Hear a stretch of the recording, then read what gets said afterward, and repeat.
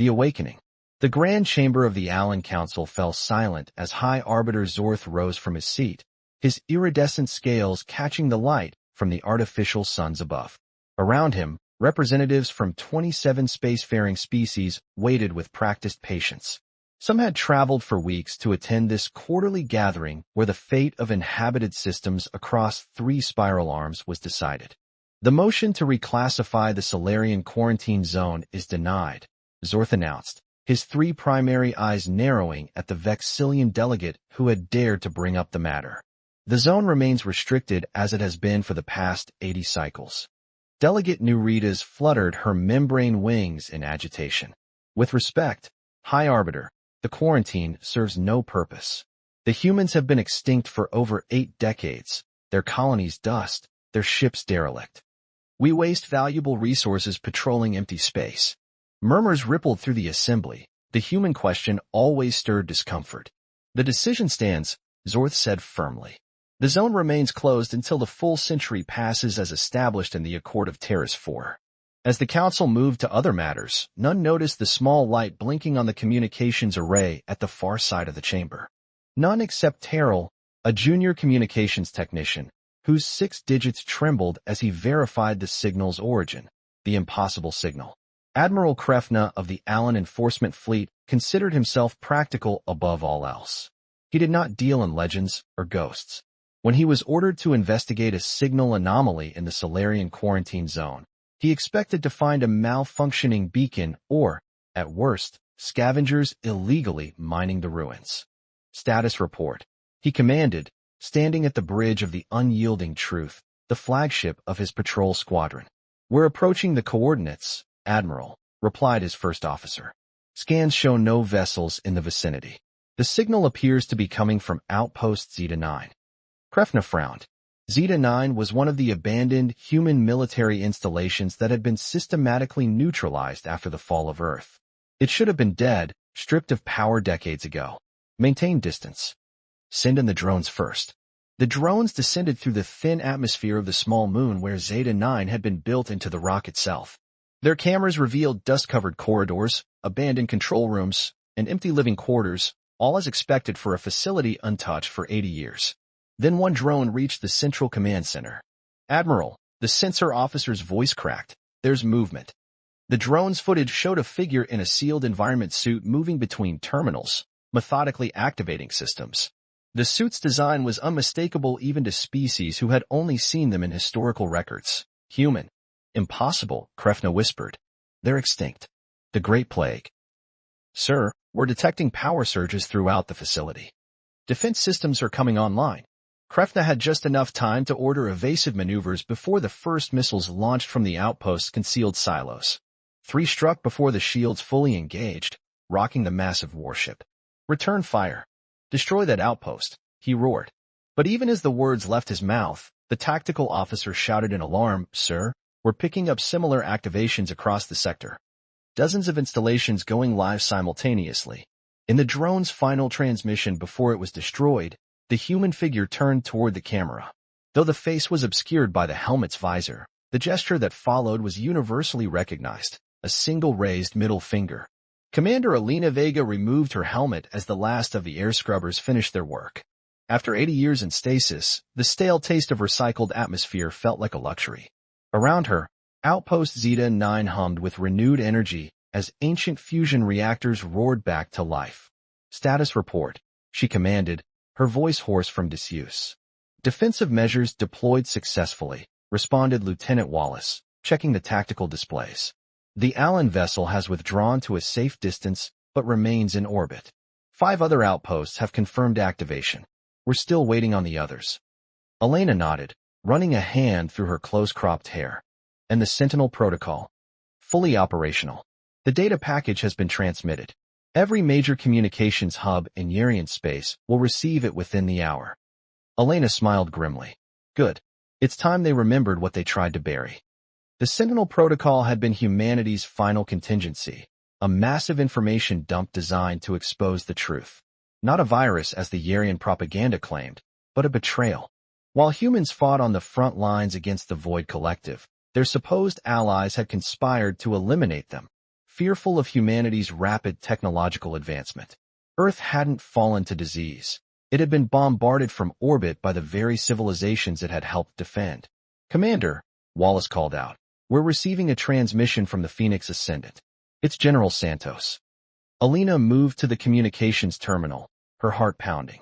The Phoenix Ascendant was humanity's last dreadnought, hidden in the corona of a red dwarf star, preserved by time dilation effects. If it had awakened as well. The screen flickered to life, revealing the weathered face of General Isabella Santos, once the supreme commander of Earth's defense forces. "Commander Vega," Santos acknowledged. "Operation Lazarus is in effect. You've done well." "Thank you, General. What are your orders?" Santos's expression hardened. "Gather all survivors, activate every outpost, every hidden cache." The Aryans and their council believed they'd written the final chapter of human history. She leaned forward, her eyes burning with 80 years of frozen determination. It's time to show them how wrong they were. Across the galaxy, the truth spread like wildfire. On Area Prime, billions of citizens watched in horror as their communication networks were overridden by archived footage of Yin warships bombarding Earth cities. In the council chambers, pandemonium erupted as representatives realized that evidence of their ancestors' betrayal had been preserved and was now being broadcast on every channel. High Arbiter Zorth struggled to maintain order. "This is ancient history," he shouted above the chaos. "Propaganda. The humans were a threat to galactic stability. But the evidence was irrefutable. Diplomatic communications, military orders, even private messages between council leaders planning the elimination of humanity while publicly calling them allies." In the secure bunker beneath the council tower, the emergency response team monitored an even more alarming development. "Sir," a tactical officer reported, "we're tracking multiple energy signatures consistent with human warship engines. They're everywhere." The strategic display showed dozens of red dots appearing across formerly secure sectors, ships that had been hidden in nebulae, buried on remote moons, or disguised as derelict hulks were now powering up their drives. "How many?" Zorth demanded. "At least 40 capital ships and hundreds of smaller vessels. They appear to be converging." For the first time in his long career, Zorth felt true fear. The humans hadn't just survived, they had prepared.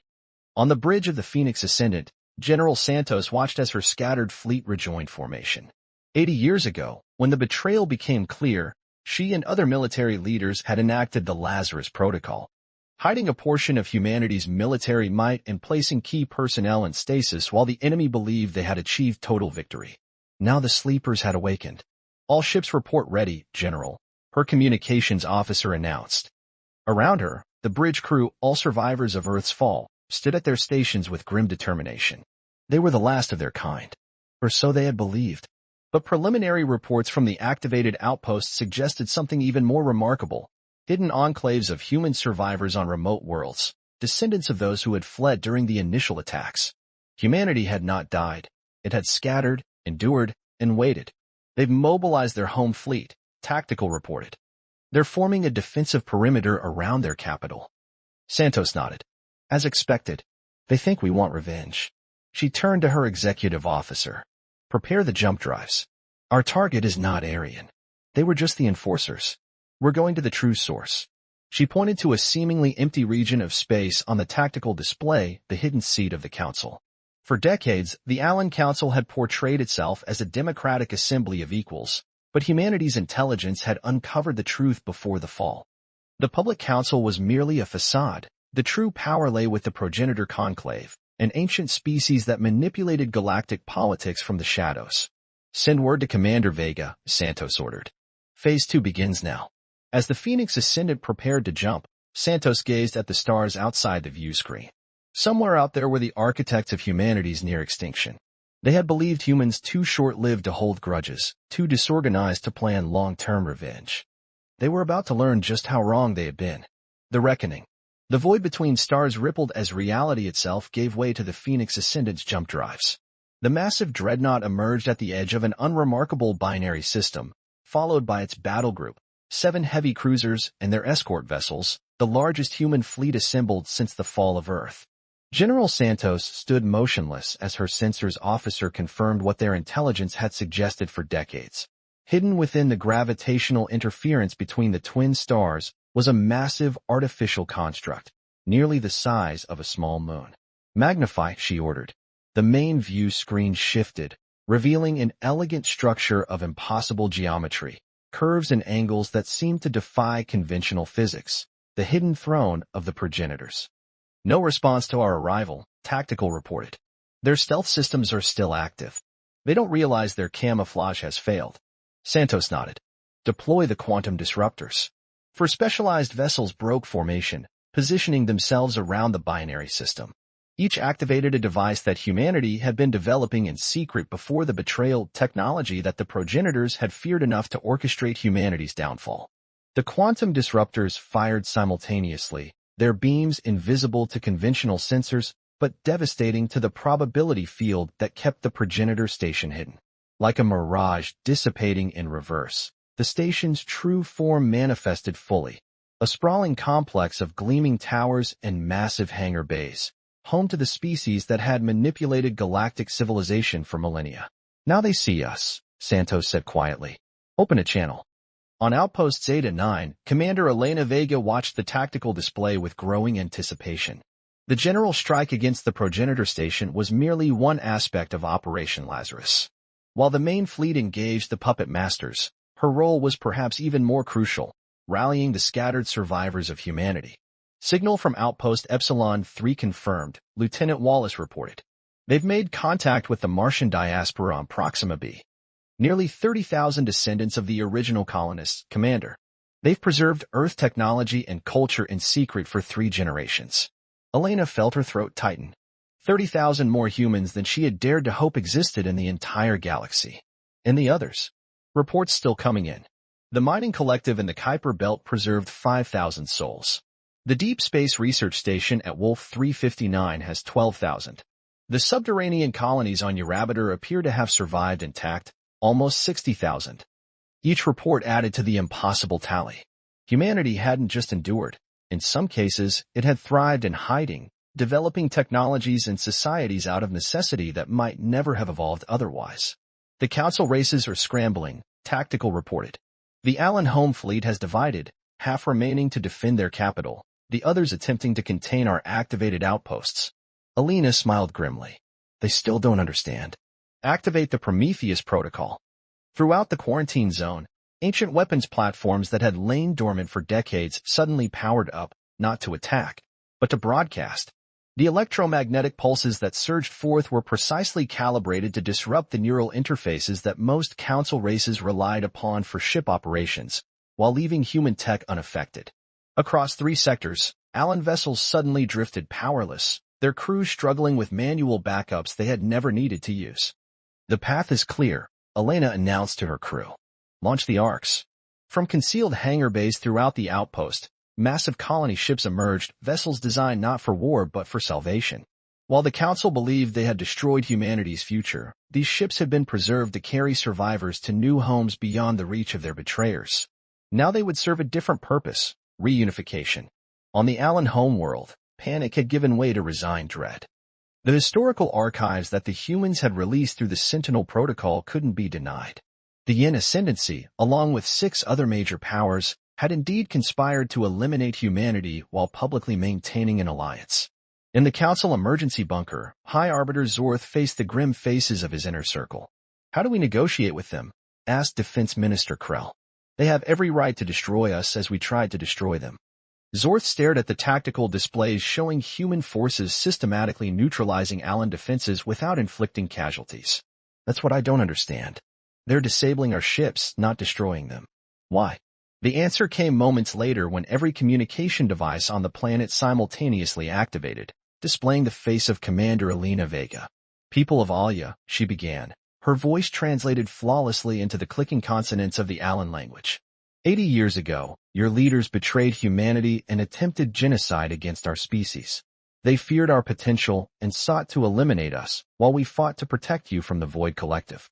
Images flashed across the screens, humans battling alongside aliens against the crystalline horrors of the Collective, followed by battleships turning their weapons on Earth's cities. "Today, we could exact revenge," Vega continued. But that would make us the monsters your histories have painted us to be. Instead, we offer truth. We offer justice. And we offer choice.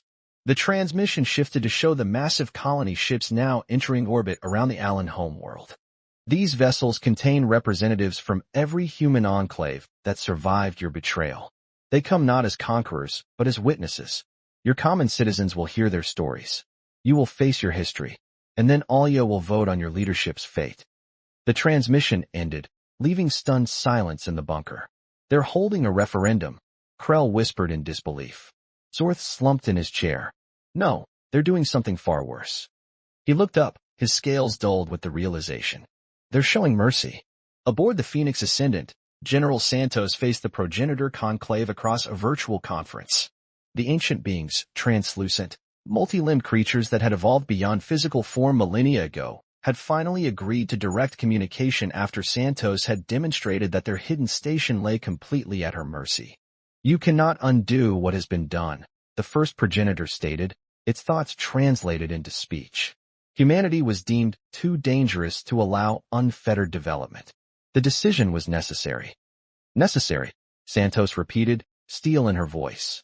You orchestrated the near extinction of my species because you feared our potential. Not our actions, not any aggression, but what we might become. Your kind evolved too quickly, another progenitor responded. In mere centuries, you advanced technologically what took others millennia. The quantum theories your scientists were developing would have destabilized the galactic order. Santos smiled coldly. You mean they would have threatened your control? The quantum disruptors surrounding your station right now were developed from those same theories. The technology you feared would allow us to see through your manipulations. She gestured, and the tactical display showed the full extent of humanity's resurrection, activated outposts, returned fleets, and emerging colonies that had survived in secret. Here's what happens now, Santos continued. The council system ends. The truth about your existence and your manipulation of galactic civilization will be revealed to all species. A truly democratic galactic assembly will be formed with equal representation and transparent governance. You destroy millennia of stability for revenge? The first progenitor asked. Not revenge. Justice and progress. Santos leaned forward. Humanity could have returned with planet killers and extinction-level weapons. We had 80 years to develop them in secret. Instead, we choose a different path, reformation, not destruction. The progenitors conferred among themselves in frequencies beyond human perception before responding. And if we refuse? Santos' expression hardened. Then we reveal that your species has been manipulating quantum probability itself to maintain power, altering random chance to ensure favorable outcomes for your agents. We expose the quantum network you've built into the fabric of reality to control galactic events. And then we disable it permanently. Silence fell across the conference. The progenitors had existed for so long as the hidden manipulators of civilization that the concept of true accountability seemed to physically pain them. You leave us no choice, the first progenitor finally acknowledged. On the contrary, Santos replied. For the first time in millennia, we're giving you one. 6 months later, Commander Elena Vega stood before the newly formed Galactic Assembly on neutral territory, a massive space station constructed in orbit around a star equidistant from all major civilizations' home worlds. Representatives from 27 species filled the chamber, including, for the first time since the fall, officially recognized human delegates. Allen representatives sat subdued, their government now led by reformists after their population had voted overwhelmingly to remove the old regime upon learning the truth. The progenitors were present as well, no longer hiding in the shadows but participating openly, their ancient wisdom now offered as counsel rather than disguised as manipulation. The unification process has begun, Elena reported to the assembly. Human enclaves across the galaxy have established contact with one another. Our total population now exceeds 200 million, far more than we dared hope survived.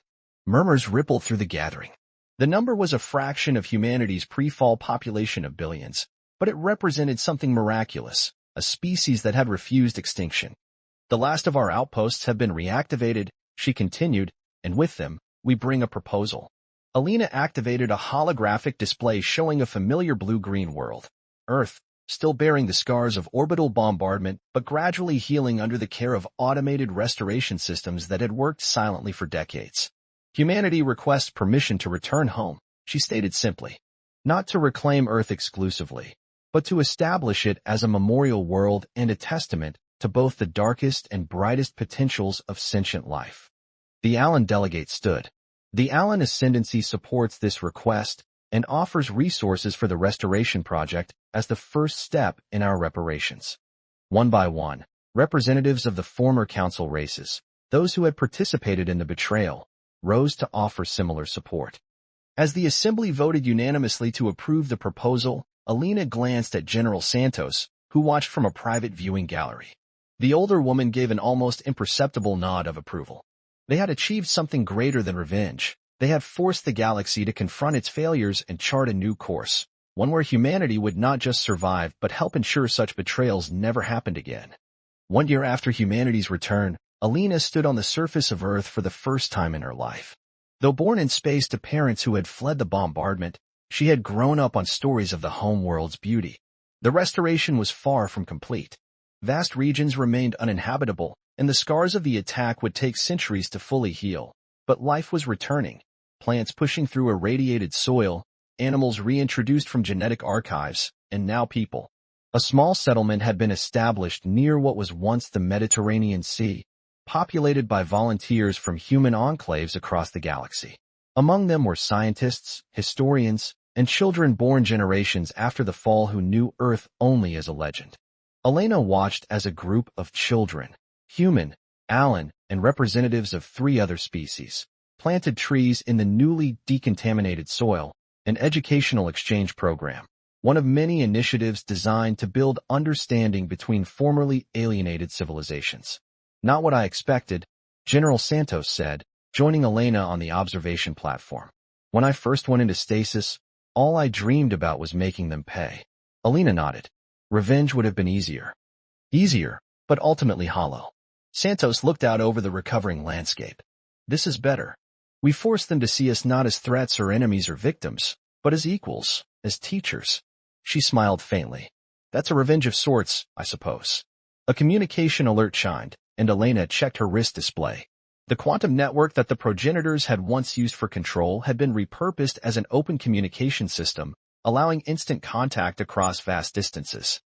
The Void Collective has been detected at the edge of the Orion Spur, she reported. First sighting in almost a century. Santos straightened, the old soldier returning to her posture. Then it's time for the next phase. Assemble the joint fleet. As they turned to leave, Alina paused for one last look at the children still planting trees, investing in a future they might not live to see, just as the architects of the Lazarus Protocol had done for her generation.